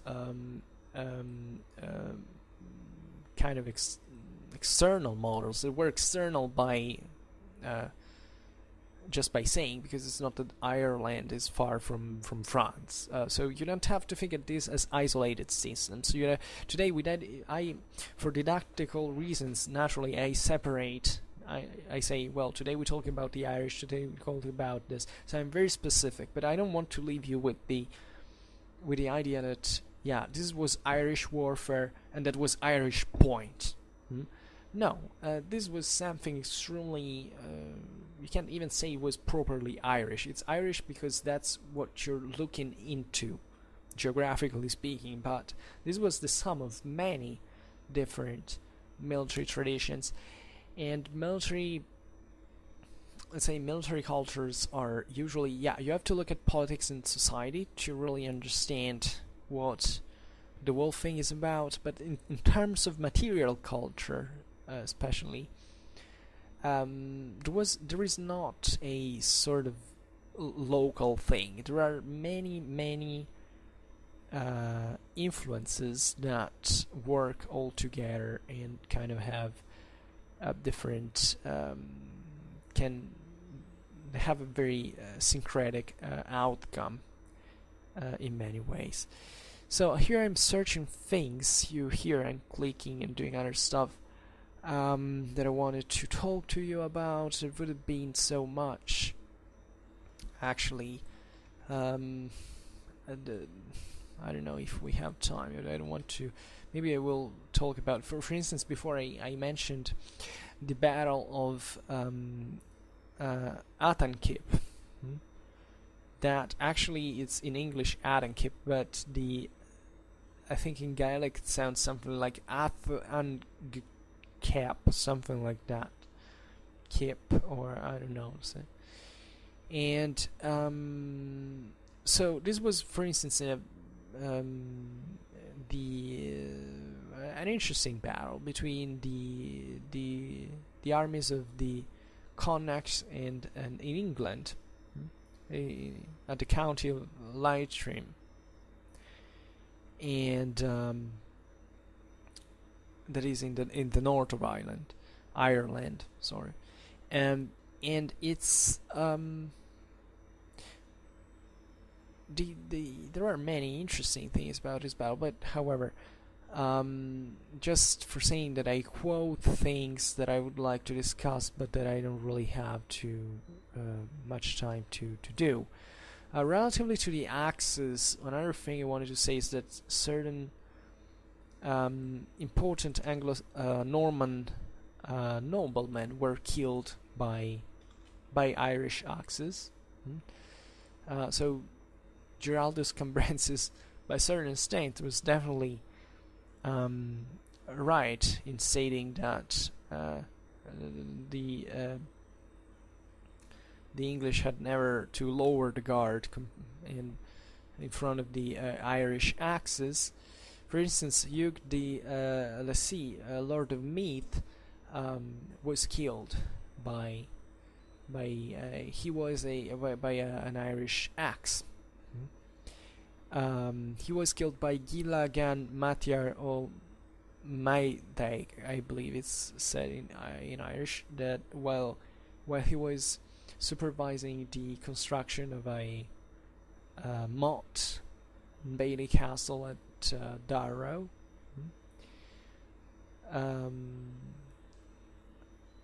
So these were essentially, who was Hugh de Lacy? He was essentially an Anglo-Norman landowner, a royal office holder.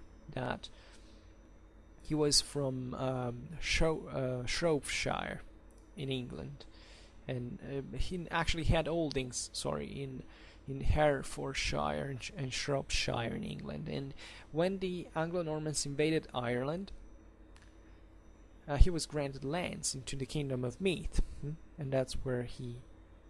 But he actually had to take control of that, because it's not so simple that you arrive there, you seize those lands. No, you are actually to take out people who were living there, at least starting to subjugate them and to impose them certain things, and to build castles like it was. And by the way, the lordship of Meath was a pretty big thing into.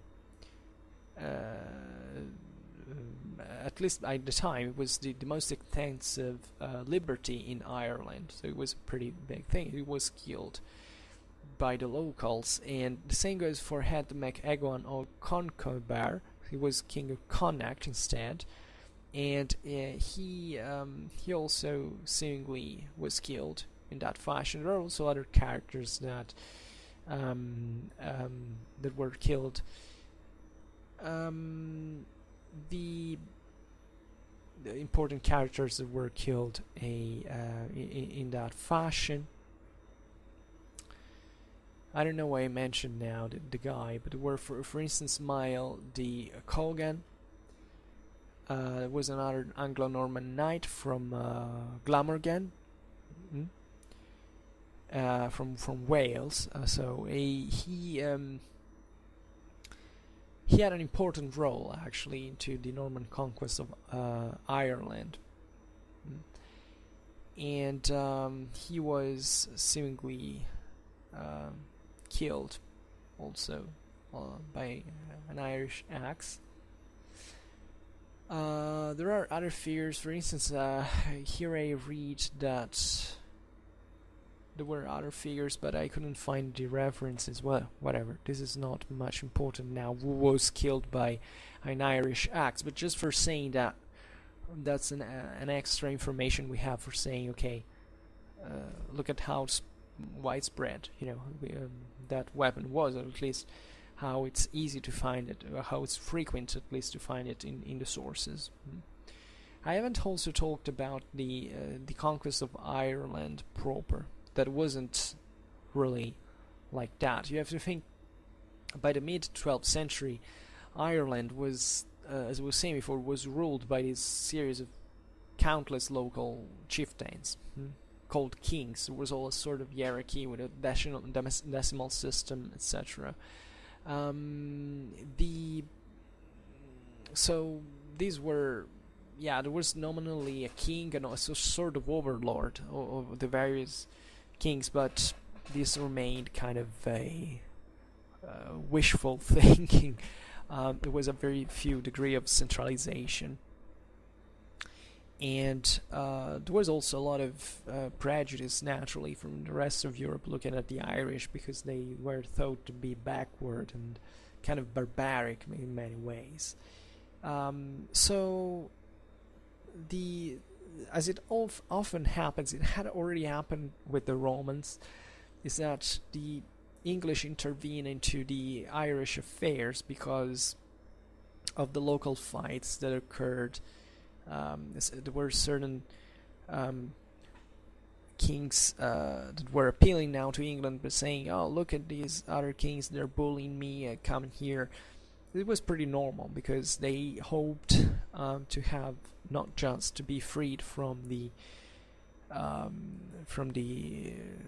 rivals, but also to enter in part into the, let's say, the sphere of influence of the kingdom. Naturally, every king wished to remain alone by some standard, but sometimes it was not possible. So you have to imagine even these calls to be desperate solutions, like they prefer to stay under a decentralized English power than under their Irish neighbor.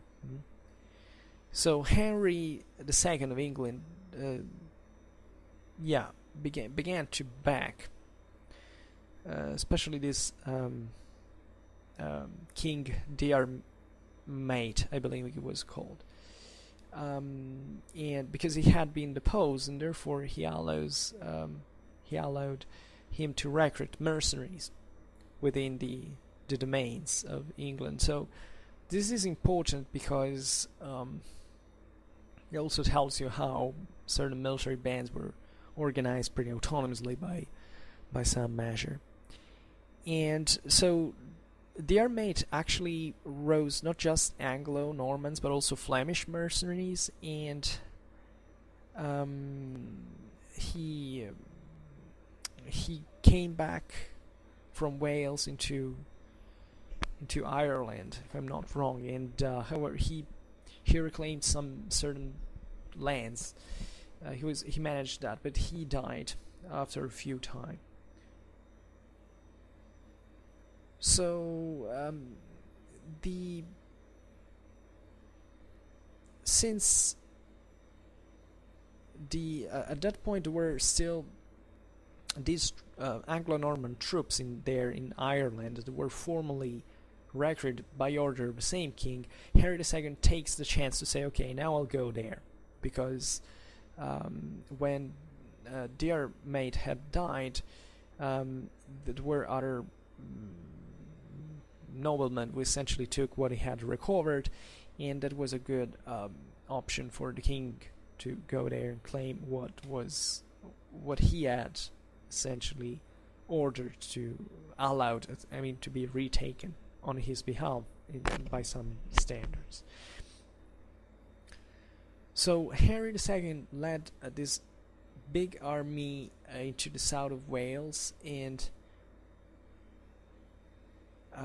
he landed in October into 1171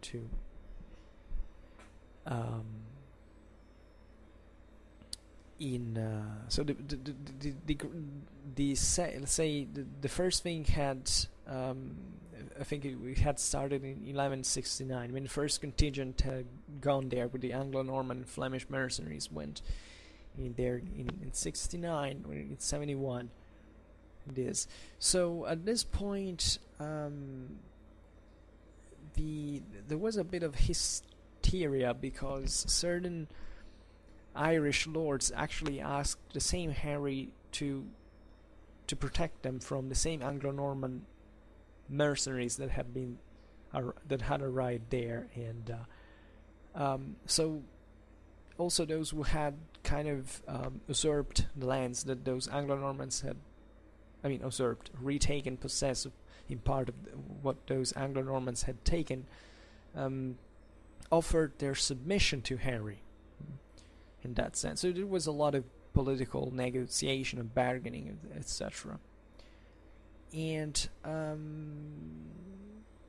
by this time, there were lots of interests that went beyond merely military affairs, because at this point, the Church of Rome of Pope Alexander wanted to essentially extend papal authority over the Irish Church, and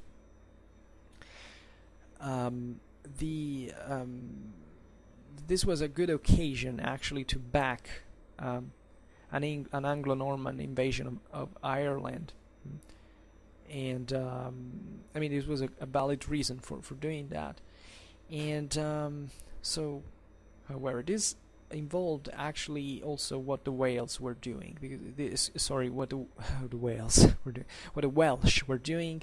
I'm sorry, but I'm getting tired. I don't know why I got into this, and the last I should have cut it short. There were certain Welsh aristocrats that had basically backed the first invasion, and that had provided also troops also from the Welsh marches for invading Ireland. So at this point, basically, the King of England was trying also to counter the autonomous expansionism of these lords into Ireland, and to take kind of their place, and putting himself in the middle of two sides to say, okay, if I set up things, if you recognize me as especially in Ireland, because that was more distant, it obviously required more benevolent rule than into Wales, although it sounds bad because also the English were pretty tough into Ireland in many ways.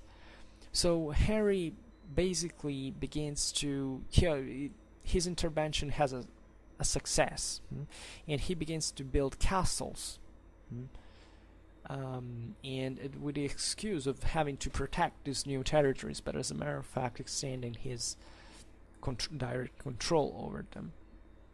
And the Irish didn't know castles as they were present into Norman England, so this was an edge for the English to control the area, even though they couldn't fully control the hinterland, because for much of what we have been talking about today,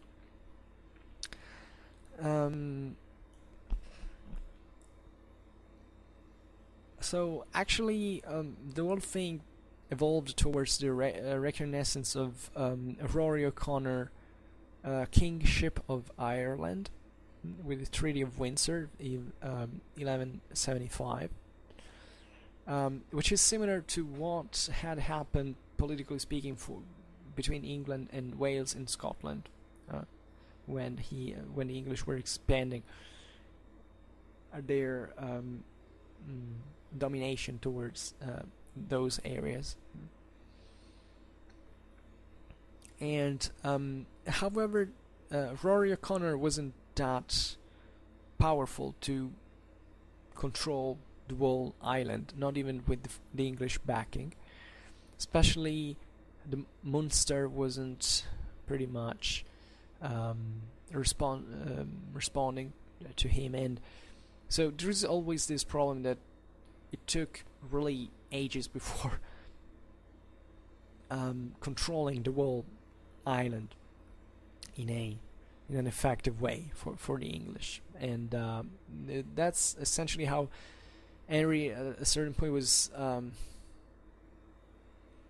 he tried to counter this weakness by extending the feudal system proper into Ireland. In 1177 he started entrusting fiefs in there. However, now I'm pretty tired and this is pretty long, so I cut it short. So I don't know how these videos sound, because I realized that I don't know extremely much about what I'm talking about, but still can be still interesting for someone. I'm sure most of my of people who watch my videos are from either the United States, the UK. I don't know how many Irish followers I have, also because the stats have really broken down. From I can get only the top nationalities, and I can't see how Ireland here is placed, but it's obvious that it's plenty of people out there who know extensively more than me. Especially I think British people are pretty keen on such topics. They care very much about their Middle Ages. So yeah, this is kind of a video that I can make for people who have kind of never heard of medieval Ireland in warfare, in this things. So yeah, so be patient. Maybe I should have said this at the beginning of the video, but okay, if you arrived at this point, I'm already pretty thankful that I managed, you know, for having listened to me in the first place. Maybe something was interesting about it. So for now, I just hope in fact that you enjoyed this video, and if you did, please share it. Otherwise, leave a like or subscribe to my channel if you are interested in my upcoming contents. And for now, I thank you heartily for listening to me. I wish you a nice time and see you next time.